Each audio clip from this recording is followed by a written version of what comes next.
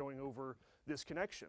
So that gave them the idea, okay, well, if you can put multiple tones over here, we can actually transmit signals, multiple signals, or audio. So that's where the idea of his idea of being able to actually do the telephone came from. So this is interesting, and this actually goes, we'll get back into the bandwidth issue in a second when we get to some of the Maxwellians. But this was late 19th century, or mid to late 19th century when this was happening. And at the same time, we're all studying this idea of electromagnetic waves. And there was a huge controversy, not huge, but there was a controversy in the scientific community about what electromagnetic waves were. And so one of the reason why this ties in, Bell's work ties into this, is, and we've all experienced it, I'm sure I could generate it somehow here, but one of the things that had people thinking about the creation of electromagnetic waves and how we're actually going to be able to demonstrate them comes from this concept here. This is the telephone switchboard. So hopefully a lot of even the younger generation, myself included, has seen this, at least in videos or TV shows. Somebody actually plugging into a switchboard to connect a circuit between two endpoints. When you do that, it's the same thing as if your speaker is on or your microphone is on and you plug it into a jack. You get that awful noise, that loud, like, crinkly noise that comes up. This was termed extra currents.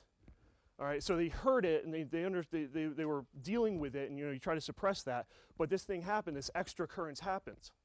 So trying to figure out why this happened is kind of the part of the interesting story of the invention or the discovery of electromagnetic waves. Because what's happening, and this is what we're going to study first in our first GNU radio flow graph. So what's happening here is you're going from no signal to signal very quickly. So you have this not impulse, but impulse-like response to the system. So no signal to signal is a very sharp transition in time. So the first main lesson here, as far as from an educational perspective working with radio, is that short duration in time means long response in frequency. So we have these two properties that are instrumental in how we understand things. So, and by the way, all these flow graphs and examples and all this stuff are going to go onto my website, so people can download them and play with them. They're all fairly simple, but this is what the introduction is for. So we're going to start with this flow graph. This is what the term that we use in GNU Radio for basically a radio application. So we call it a flow graph because data flows, and so it's a graph, and data flows through it. It actually comes from the concept of process graphs, kind of an old CS theory. But so yeah, every flow graph, and this is a thing called the GNU Radio Companion, and it's a graphical interface, development interface environment for working with GNU Radio. So you basically are able to graphically put down your blocks that make up your graph, your application, connect them together and run this. Now what this actually does is it builds a Python program, and that Python program is what's actually getting executed. And it actually executes C code. So there's like these three layers here. We have the graphical interface, the Python application itself, and then the underlying C++ library that is GNU Radio. So if I go to the canvas now, switch over to, we're on the wrong one.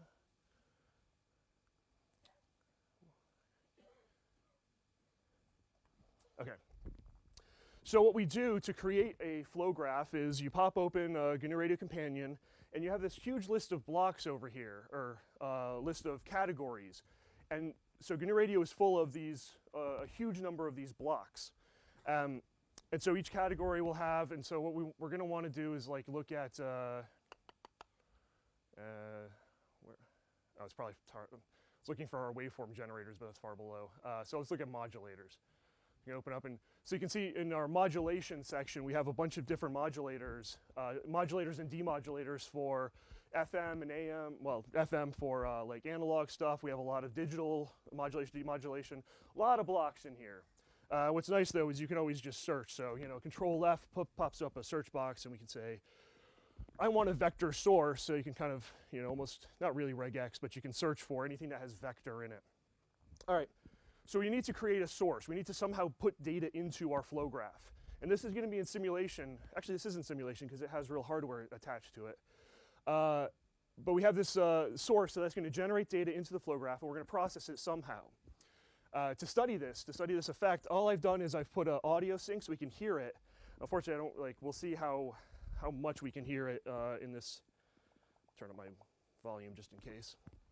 And then we're going to actually view it in time. And this is a really, I think, important thing for the study of signals and the study of radio is the ability to look at signals. So we drop down a time sync. So data starts over there and just flows down the flow graph until it goes into that sync. Now what's inside of this, if we just double click, I can never keep my mouse. We get to put in a bunch of different parameters. So we get to set the data type. So right now we're just going to work off of floating point numbers. Often you'll see complex numbers used in GNU Radio. We spend most of our time doing complex math work, and so complex numbers. Here we're simplifying it by just looking at a real number or floating point number. Now the trick here, there's also a repeat. So we're going to send out a vector, so we're going to generate a vector and pass it into the flow graph, but we're going to repeat that vector over and over again, so this thing is going to be constantly repeating itself. And what the value that's going to go into here is based on this con parameter. So it's a variable. And that's one of the things to note here. Everything that goes in here is actually Python code, so you can do a lot of programmatic stuff directly in the in this view here. So con is a variable that I'm going to set up and manipulate specifically for this purpose of studying this sharp rise time, the fact that we're going to go from nothing to connection. We're going to do that by having another GUI interactive tool called enable. Oh, sorry, this is actually unnecessary, so I'll disable that. That was for another study. Con is this variable here for a Qt GUI checkbox. So it's just, it's a GUI element, a checkbox. So we're going to check it to turn it on. So if it's checked, it's going to produce a value of 1, and if it's not checked, it'll produce a value of 0, and that's going to update that value in the vector source. So the vector source is now either going to be producing zeros or it's going to be producing 1s. Pretty simple conceptually, but I just wanted to make sure that we understood how we can kind of use variables in these parameters to go back and forth. So now I'm going to execute this flow graph. Now, you can't actually see it in this screen, but there's a bunch of toolbars up top, or you hit F6 and it executes the flow graph.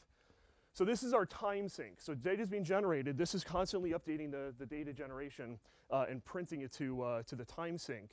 So we're just seeing this. So along here is the time axis, and here's the amplitude axis. Axes. Oh no, this is on purpose. Yeah, it's scale offset on purpose. But then I'm going to, so it's just generating zeros, and as I hit the connection here, now I've actually captured that. So if I turn something off here, this is another thing that I wanted to point out here. There's a lot of interactive tools that we can use. So what I've set up here is a trigger to trigger like a O-scope trigger, a normal trigger. And so when the signal goes from 0 and rises, that triggers the scope to take a capture and hold that capture. But if I turn that off, if I just go to free run, now it's just constantly free running because there's no change in state, so it doesn't care. So we can turn it on, turn it off, back on again. And also when that's happening, listen to, if you can hear it, you just hear this little click, right? That's this kind of extra currents concept. So we can have this kind of interactive study to see it, to play with it. I'll turn the trigger back on here, because again, what we're studying, there we go. What we're studying is this phenomenon that happens from going from 0 to a signal very, very fast. In this case, almost instantaneously fast. Now it's a sampled signal, so from one sample we're at 0, the next sample, so it's not infinitely small, but it's as small as we can get in time in this sampled signal. So what was causing this? That's kind of the question that people were asking, and how do we use this to our advantage? What kind of things can we learn from this? So I'll stop this for a second. Go back here. So as I said, Alexander Graham Bell kind of discovered the fact that we can transmit bandwidth over wires. So there was this idea that you could have multiple tones going at one time. How do we study this? Possibly it's one of the most important principles in electrical engineering today is the concept of the Fourier transform. This ability to convert a time signal into the frequency domain representation of it. So now he worked on a completely different field, actually, but it's been applied to electromagnetic waves pretty much ever since. So what we're doing is we're going to take this time signal, this very short duration time signal, this rise time, and we're going to try to study it from a frequency perspective. And that's something that they didn't quite understand in the late 19th century, was being able to use this property here. But we know how to use it. So let's make use of our tools here, because this is another, as I said, the ability to look at signals and look at them in multiple domains is a really important thing when studying signals and radio. So we'll drop back into our GNU radio system here, go into the next flow graph, which is just slightly more complicated, doing a little bit more processing, and added a different sync. So now instead of just looking at it in time, we're going to look at it in time and frequency, and that frequency sync is actually performing the Fourier transform. So we take that time signal and represent it in frequency. Really powerful from an analysis point of view. It's also pretty much the way that this Fourier transform is used in pretty much every cell phone being sold today. LTE is fundamentally based off of the Fourier transform. So like I said, massively incredible piece of mathematics that goes into this. The other thing that I'm doing, and this is kind of just to show one property of signal processing, is I've also dumped in a FIR filter, a finite impulse response filter. Filtering is, again, another incredibly important concept or tool in our signal processing capabilities. Not only is it a great tool, it's also a great way to study systems, because pretty much everything is a filter. You put a signal through something, that hardware, whatever it is going to filter it because it has a band pass response. It can't just pass every single frequency component from here to gamma rays. It's going to have some kind of a shape to it, possibly not even a flat, but sometimes an uneven shape to it. This is what audio people get really obsessed about with the response of the speaker system or the microphone, is getting the filter shape as smooth as possible. So we're going to throw in a filter here because we have to band limit the signal. We want the signal to be band limited. So now when I put that up there, and again, don't worry too much about the details of I'll show you some filter design tools at the end. But again, you can study how we do this. But this is just going to be a low pass filter. So now we're going to look at this signal, the same concept I'm triggering off of this rise time connection here. And now when I do make the connection, first off, notice that instead of being instantaneous in rise, the filter gives us a little bit of a delayed response and a shape to that. So this is, again, if you've ever looked at signals on an oscilloscope, you've probably seen that phenomenon, quite popular or famous, well known. But also at the same time, not only are we looking at this in time, but we're also being now able to look at this in frequency. So this is the frequency domain representation of that signal. And what is that signal? Well, there's the transition period itself, so it's not just a 1, but there's a lot of 1s. It's just a signal that's just on, has no frequency component in that always on state. It's a DC term, right? It's 5 volts or 1 volt or whatever we want to call it. So that's why we have this really large spike at the DC term of the frequency domain. And again, unfortunately, the screen is weird here. All of these plots are going to show you positive and negative frequency. So this is minus negative frequency over here. Right in the center here is the DC term. So this is 0 hertz. So huge DC term because we just turned on a DC signal. So that's what we see here. But again, the important concept here is short amount of time, long frequency response. So what this signal has also, or this GUI has also done, is captured the max hold. So I can turn on the max hold and see, because it's a very little amount of energy happening very quick over a period of time. So a lot of energy, very little power, because it's happening over a short period of time. So this curve here is kind of the Fourier transform over a certain number of points that we can see the effect of a very short period of time. So this long response in frequency. And remember, I filtered it. So that filter kind of shows up here at the edges. So it's a very loose filter, but it's kind of, it's rolling off there at the edges.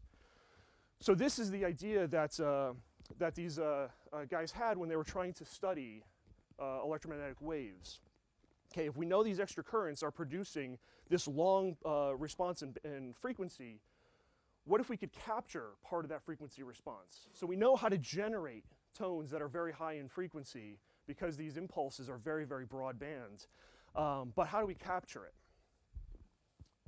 So going back to our slides here, that's where we come to another famous mathematician of the 19th century, James Clerk Maxwell, and the famous Maxwell's equations. This is where the interesting things come into play here. A lot of the people at the time, the scientists at the time, again, didn't understand this time bandwidth, the Fourier transform relationship that we were able to just look at. So he comes up with his theory in mathematics behind the theory of Faraday's induction.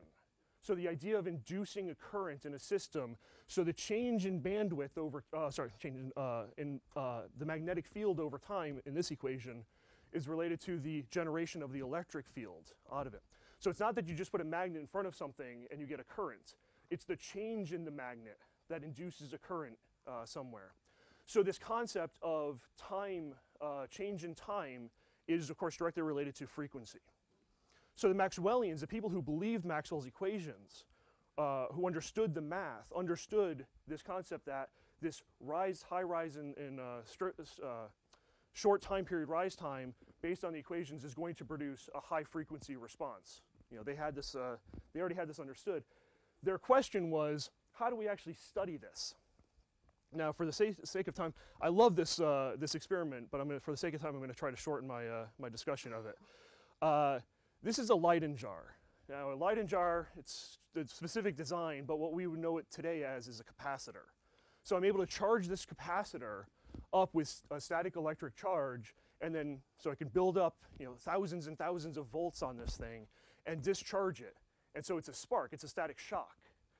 It's just a large static shock depending on how much you charge this up. And when you're playing with this, it starts to hurt after a while. So you come up with other ways of doing it. But this is an old 19th century tool that the scientists used to study electromagnetic fields and electricity in general, static electricity in general.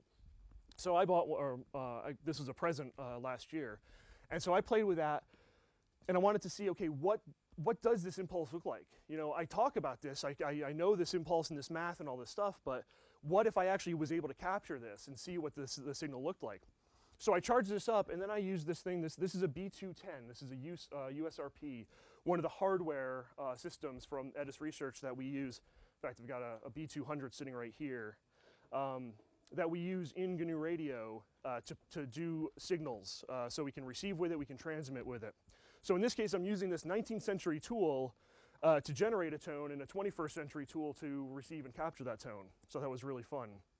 Now, what I'll just point out here is, without going into the details of why, this is perfect. I mean, this was so amazingly perfect that I was surprised that it looked as good as it did when I captured. This is a real live capture, and that is a filtered impulse response. I mean, it's actually like, when you, I did a lot of time studying ultra widebands back in grad school. So this is mathematically very significant to me. But this is the thing that they were able to do back in the day, is generate these very sharp impulses. And again, knowing Maxwell's equations, we understand that they have this long bandwidth response time. So this is actually only captured at 2 megahertz, only because I didn't feel like filling up my entire disk with like a 32 megasample, 32 megahertz at a time, which would have given me a really an even sharper pulse. So I wanted to, so this is kind of an inspiration for studying the kind of the follow-on effects. And Oliver Lodge, who is one of the highest or most well-known of the Maxwellians, I love this quote of his, that, and this is really important, I think, again, back to the ability to use our tools to visualize signals.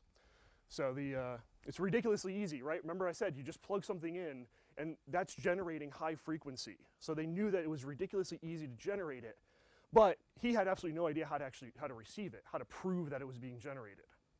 But so that's where we're going to try to head to in a second. Now remember I said everything is band limited, everything is a filter. Like almost like in, without too many things that I can think of off my head, everything in the world is basically a filter. So we're going to use this, we're going to play with this filtering concept. And this generation here, this flow graph, called impulse generator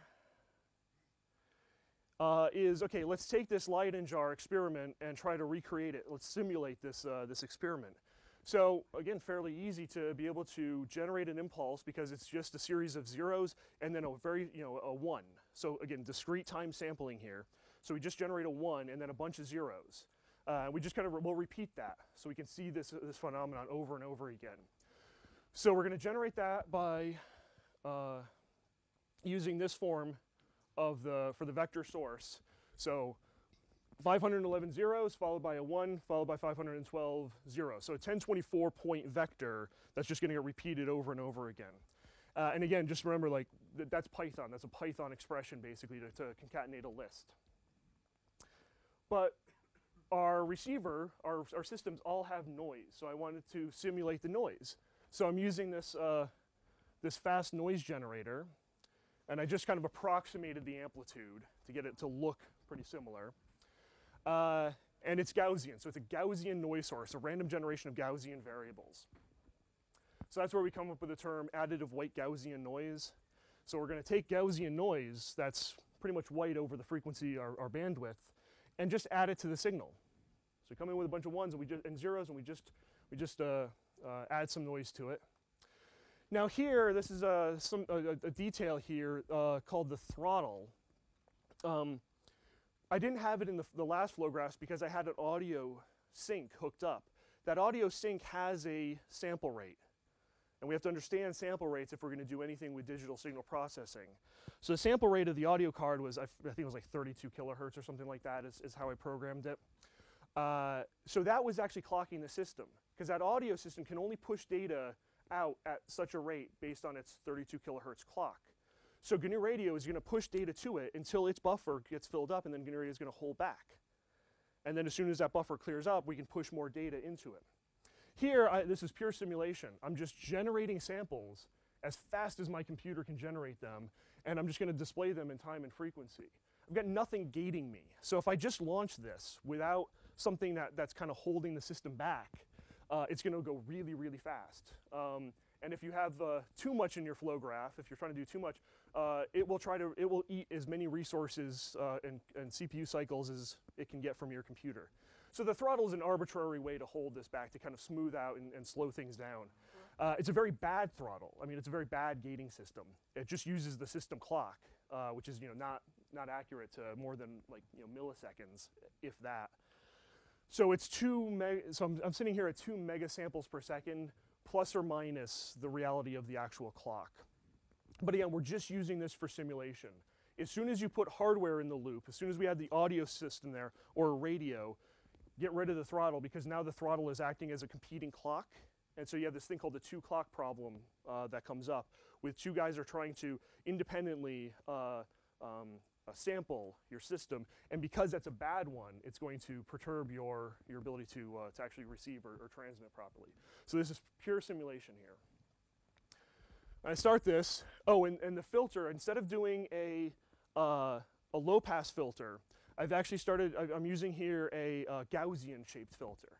The reason why I did this is because I wanted to narrow the signal a little bit so that we can study our receiver in a second.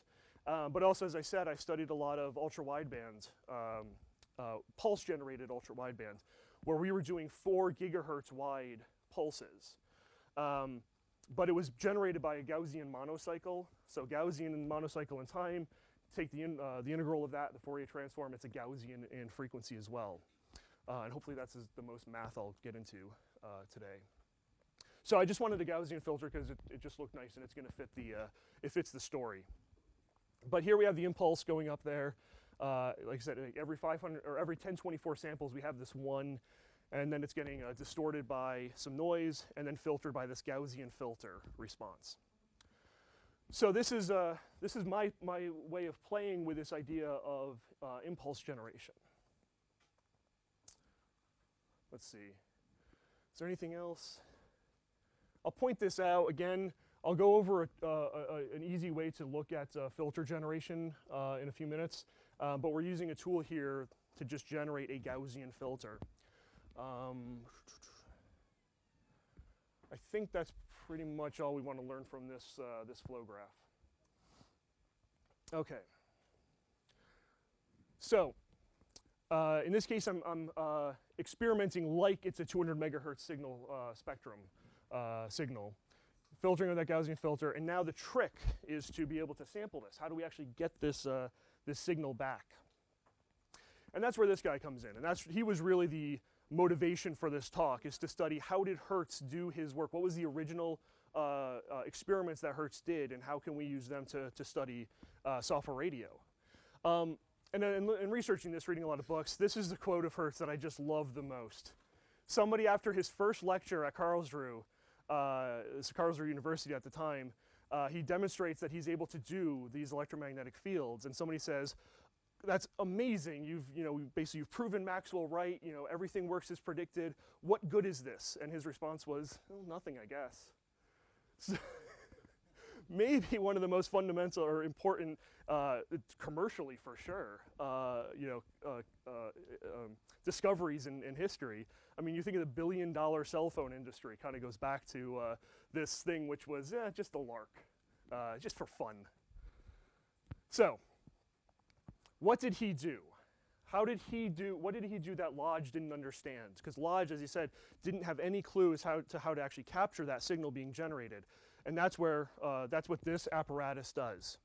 So it's a spark gap transmitter. So you got this, this transformer here generating a high voltage, and then there's a spark gap that gets generated at approximately 100 million times per second.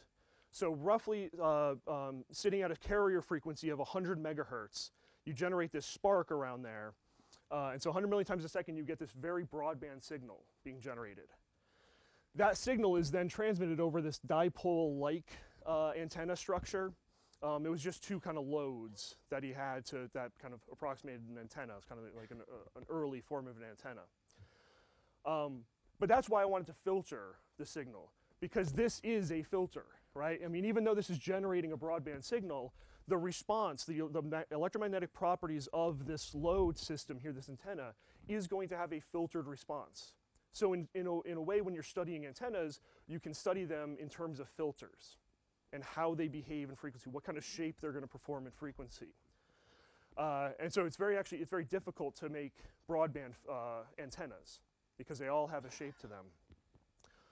We figured out how to do it now pretty well, but it's still not easy. A dipole tends to be very, very structured around a certain wavelength of the signal. So we're generating this filtered signal, and all his receiver was doing is just this large loop here. And you could, when the signal, when he matched these, basically he's doing matching of filters. So in another word, he's doing impedance matching. So once he could figure out what the impedance matching was, generates a signal here, you get a spark between those two balls at the end of the antenna. So for all of this work of trying to receive signals, how do we look at signals, how do we know that we're doing it, the entire receiver is fairly trivial. Except that he had to do it the right way. So here we're going to get into a little bit more interesting GNU radio flow graph, where we're going to try to not only generate that impulse, but what do we do to receive it? And we're going to receive it by approximating this antenna as a filter in our flow graph. So also one thing to point out, instead of having all these orange ports here, so these are the ports that we connect, I've now switched them, and so just so you know, to connect up blocks, you just kind of hit one port, connect to the other port, and it creates this connection. The blue now, we're now dealing in complex numbers because I wanted to do a complex bandpass filter. Don't worry too much about that if you don't want to go into to complex numbers. I just wanted to point out why the change from the color. So visually, you'll see what's happening without having to really understand why. I can certainly answer the question if anybody wants, but we'll just go from here. So that top section there is very similar to what we had in the previous example, except now it's complex. So I'm generating complex, an impulse, adding some noise to it, putting that Gaussian filter on it. So that's our transmitted signal. This filter is our receiver. And so I'm generating these receive taps. So notice here I just put in this variable, Rx taps, which I'm defining up here. And if I can expand this, we can see a little bit about what's going on here.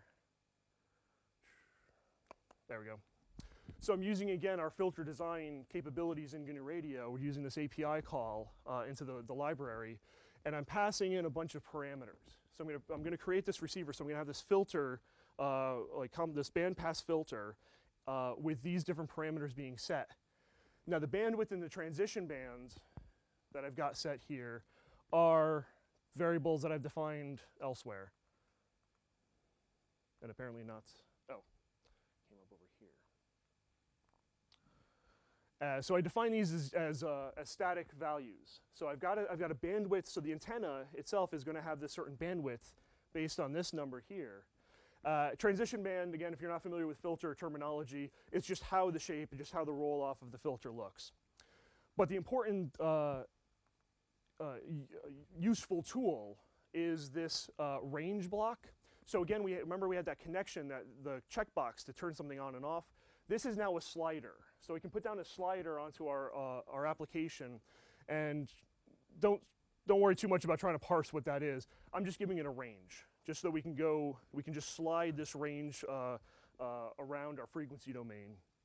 And that's gonna update the filter as the system is running, so that we're gonna basically be tuning our antenna, like a live tuning of the antenna, to be able to see the signal. So when I run this, let's see, I'm gonna turn off the imaginary parts, so we're just gonna be able to look at a real signal here. So that blue signal on the top there is the transmitted signal. That's what we're trying to capture, but we're just gonna look at it so we can see what we're trying to capture. The green is our receiver. So this was the difficulty was, I mistuned. My antenna is not tuned to the right frequency response, so I'm getting very little signal coming through here. And we can see this in the frequency domain. This blue signal is the transmitted signal, and the red is after going through our receiver filter, our mistuned receiver filter. So first of all, notice, yes, we're seeing signal here because no filter is perfect. There's always energy leaking through our filters, but this is in decibels, like decibels relative to a one floating point number. So think of it as a dBm if you're into like amateur radio guys here will easily understand dBm, but it's a log scale. So we're going from minus like 45 down to minus like 120. In log scale, that's a huge decrease in power. So we can see the power from the transmitter up in the blue, and even though there is power coming through here, it's not really showing up in the time because it really is suppressed so much in power. But there's this little guy sitting over here, and that's my filter. That's my bandpass filter that I've created, but I've started it detuned down here. But yeah, so I've got this center frequency slider here, and I'll just use the buttons here so I can move the center frequency of that filter. So I'm recreating the filter taps to generate a new filter response. We can go there. So come on, trackpad. So as I change it, as I increase the filter center frequency, you can see how can I keep this? There we go. You can see how the response of the incoming signal is now changing. So now more energy is coming into our receiver, and notice the green there is starting to come back up as we're getting more and more of the energy. So if I can perfectly tune. Close to it, yeah, close enough. If I can perfectly tune my receiver antenna, if I can create the loop, essentially the diameter of that antenna is going to be its frequency response, I can place my receiver in the center of the transmitted signal and capture as much energy as I possibly can. So notice how the receiver has a smaller bandwidth than the transmitter. So I'm just trying to center it so that I get as much of that energy as possible. And so notice two things. The green line is slightly smaller than the blue line. We have some loss, energy loss, and it's also delayed in time. That's because it's a filter. There's a time delay, there's a group delay that a filter has. It takes a little bit of time for the signal to pass through that filter. Which is again actually the same as an antenna. So here we have the ability to tune our system while it's running and play with this idea to see how we can capture this impulse response. Okay, and I think that's the last that we need to learn from that. yeah, this just goes over basically what I said about tuning and mistuning our signal. All right, this is just for us later. So, just got about 5 minutes. So I just want to pop this up really fast then. Again, we did a lot of work here. I showed you a lot of things that had filters being generated. So, and again, filters are hugely important when you're trying to do any kind of signal processing. And there's a few kind of gotchas that we need to be able to play with. I can't do that, let's see. So if we were able to see the toolbar, again, I don't know why the resolution is doing this, but there's a tools menu bar and there's a filter design tool that GNU Radio has, but I'm just gonna launch it from my desktop here. So we would,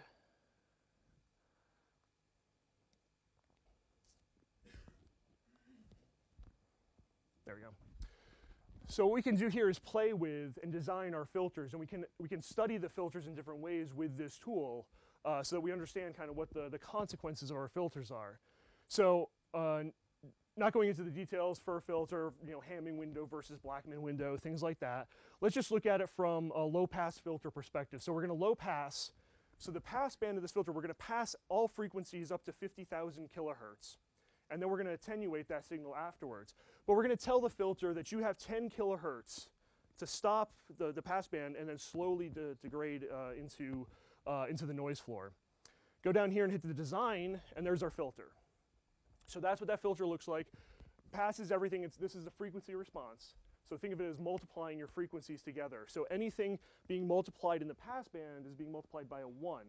And then as we go into the transition band down to the stop band, we're multiplying by a very low number in decibels. So we're suppressing this signal dramatically. Something to keep in mind here when you're playing with these filters, and again, it's a very common misunderstanding from people just getting into signal processing or just getting into radios, is the consequence of your filter. So in this case, the consequence of the filter is that I have to, that the number of taps of this filter is 59. So I have to do 59 multiplies and adds to compute the filter. So the longer your filter, the heavier its compute power is going to be. And we want to minimize that. So how do we minimize the number of taps? Well, there's two things. We have kind of 2 degrees of freedom here, and I'll only play with one for today. But if I go from 60K, so I gave myself 10K to go from a 1 to 0. So now if I do 70, so I have 20K, I've now relaxed my filter from a signal processing perspective. But now if I design this one, I went from 59 taps down to 29 taps. So now I have to do 30 fewer multiply and add computations to run this filter.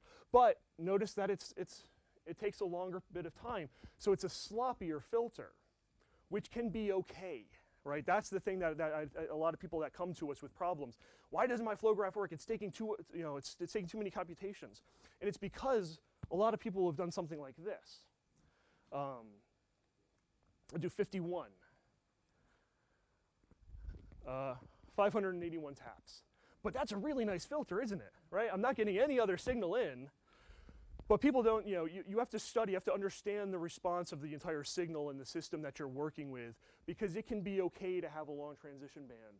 What that's going to do is it's going to pull in extra energy, maybe a little bit of extra noise, and maybe a little bit of interference. But you have to be able to balance these ideas of the cost of the computation versus the cost from a signal processing perspective. And this is so I point out this tool because I want to make sure that, knowing that it exists, you can use it to study your filters. Let's go back to a cheaper filter and notice that we can go over here, we can actually see the taps. So we look at it from the frequency domain, and now we're moving into the time domain here. You can look at the phase response and the group delay, let's look at the phase response here. The delay of the filter, 29 tap filter, 27 tap filter, is going to have a delay based on the number of taps because you're kind of moving through these taps one at a time. So it's going to delay that signal out. So 27 taps, obviously, a much shorter delay than 581 taps. So again, that's another trade-off that we need to be aware of, is the delay that's going to be produced in our system. And so there's plenty of other things to play around with. If this were a filter lecture, spend a lot more time in there.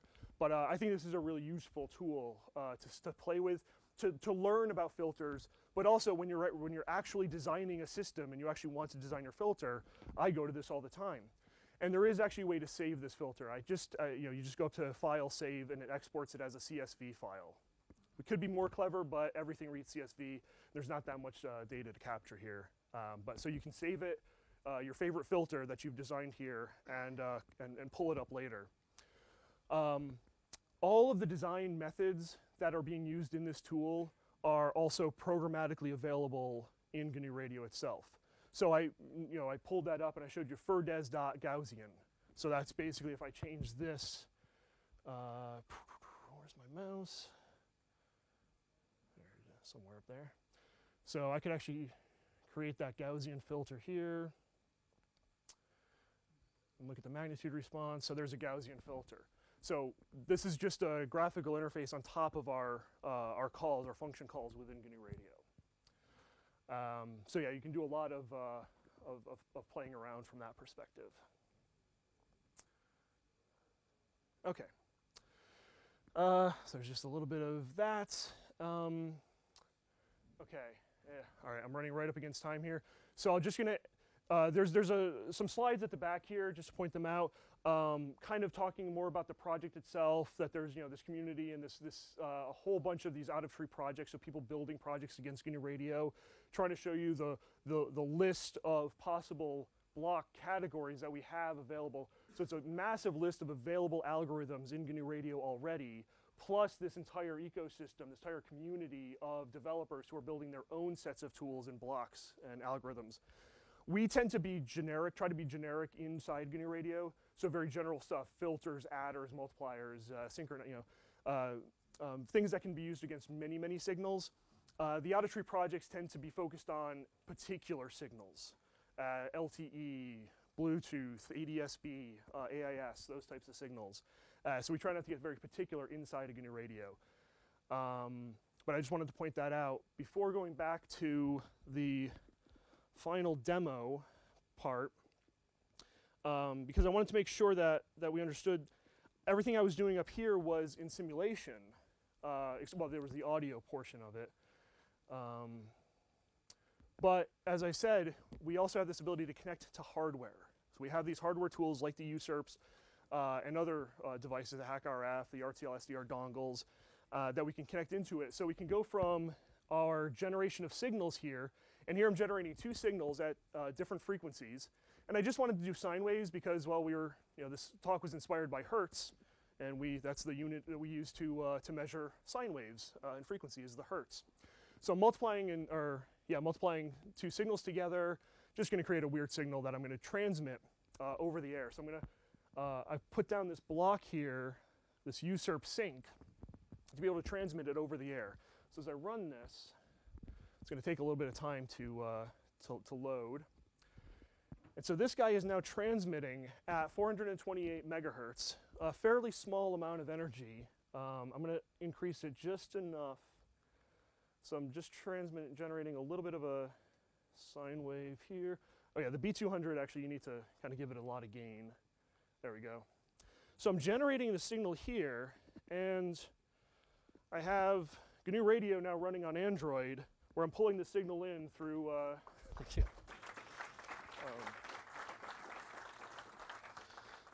so I just have the RTL SDR dongle connected through to GNU Radio, and this is actually filtering the signal. I'm just using a filter because I want to do something more than just receiving and displaying. But yeah, so that's that signal being transmitted from there.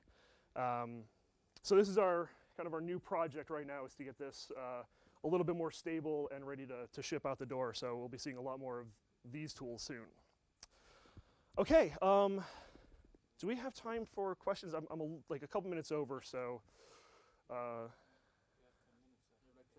Oh really? I thought I was done at 10.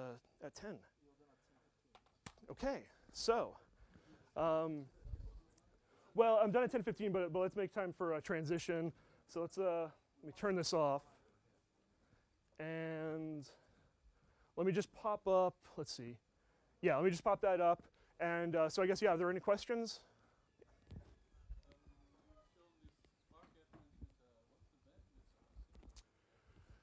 Well, the bandwidth of the signal. So the spark gap. Are you talking about the Hertz experiment itself? I actually don't know. I don't know if we know what the bandwidth of it is. Like I said, he was generating the spark at 100 million times per second, and because it's a spark, because it's this instantaneous spark, as my Leyden jar experiment showed, it does have a very broad frequency response. But then it's being passed through this antenna structure, these loads that he had. So I think the bandwidth is going to depend mostly on the load of that structure. So we'd have to study what the material was, the size of those loads, all that. I'm sure we could kind of roughly calculate it if we went back and saw his original experimenters. It's a few gigahertz. Even Hertz's experiment was a few gigahertz? It's going up to some gigahertz. Okay. So yeah, broad bands. Precisely, yeah. So. It's your filter. Yeah, exactly. Precisely, yeah. So, yes. That is it legal to experiment with spark transmitters here in Belgium? I don't know. So the thing is, so one of the interesting points was I showed in time what that looked like. I can't show you the frequency response. The power, because it's so quick in time, the amount of power being generated is so small. There may be a lot of energy, but it's energy, well, no, there's actually very little energy as well. Energy over time being power. So very, very little power being generated. So probably because most regulators only care if you rise above. If I was generating this continuously, that's a problem. But just once every few minutes, nobody's going to see it. The Media Alliance a few years ago published the standard ultra-wideband transmission.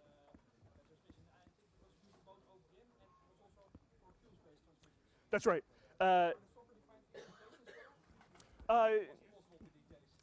So the problem with the generation of wideband signals in software radio is still you still have to have specialized equipment, high-speed FPGAs. Doing things over USB, you're not going to get that kind of bandwidth. So you can experiment with OFDM, you can experiment with CDMA, which was a competing standard. The pulse generation for real, true ultra-widebands, that's not happening in these types of systems. They're just not designed for it. The hardware for a pulse-generated ultra-wideband is very, very specific and kind of highly tuned. So. I don't think there are any silicon on the market these days. Ultra-wideband was huge about 10 years ago, and we never really figured out the right application and not only being able to do it, but also being able to do it in a commercially viable way where receivers and transmitters, nobody really got there or needed it until, so maybe in 10 years it'll come back in fashion. All right, if you're going out, can you please go out? I'd like to get